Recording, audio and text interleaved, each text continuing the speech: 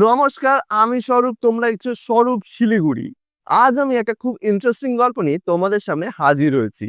সালটা ছিল ৮ ডিসেম্বর ১৯৩৫। পাঞ্জাবের লুধিয়ানাতে এক শিশুর জন্ম হয়। ছেলেটি ছোটবেলাতেই সিনেমার পোকা তার মাথায় ঢুকে যায়, কিন্তু সিনেমা দেখা সুযোগ তার তেমন ছিল না। কিন্তু একদিন একটা চমৎকার হয় তার সাথে। বয়সটা তখন ১২ বছর। এক আত্মীয়ের বিয়ের নিমন্ত্রণ আসে, কিন্তু তার সেই বিয়েতে যাওয়ার কোনো ইচ্ছেই ছিল না।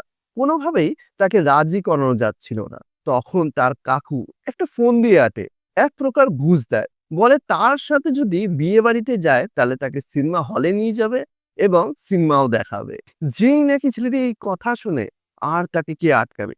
যাওয়া হলো সেই আত্মীয়ের বাড়িতে। তার সাথে কথা রাখতে কাকু নিয়ে গেল ছেলেটিকে প্রথমবার সিনেমা দেখাতে। সিনেমা দেখা মাত্র ওই সিনেমার পোকাটা আরো পুরোপুরি ভাবে চারা দিয়ে বসলো ছেলেটার মাথায়। সিনেমার নাম ১৯৪৮-এর শহীদ, আর সিনেমার হিরো দিলীপ কুমার। দিলীপ কুমারের অভিনয় এতটাই তার মন মুগ্ধ করে যে একবার সিনেমার দর্শনেই তার অর্ধেকের বেশি ডায়লগ মনের ভিতরে গেঁথে যায়। আর প্রতিদিন আয়নার সামনে দাঁড়িয়ে ওই ডায়লগ গুলোকে বলে ওড়ানো একটা কাজ হয়ে পড়ে তার। আর তারপরেই ১৯৫৩ সাল মুম্বাই যায় ছেলেটি অভিনেতা হওয়ার জন্য।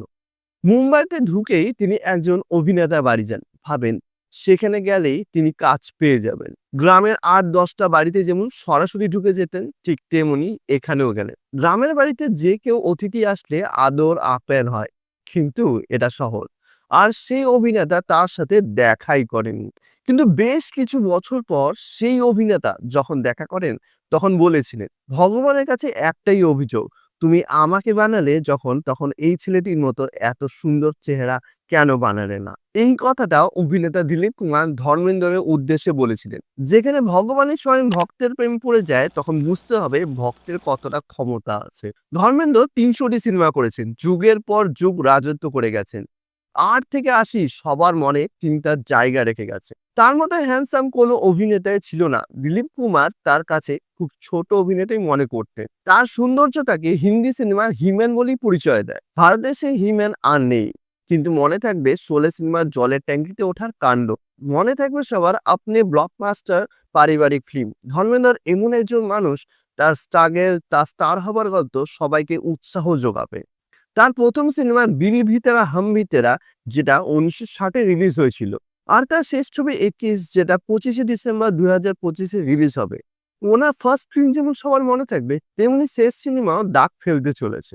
ধর্মেন্দ্র সিং দেওয়াল সারা জীবনের জন্য সিনেমার জগতে অমর হয়ে থাকবে। স্বরূপ শিলিগুড়ি পেজটি ফলো করুন, সঙ্গে থাকুন।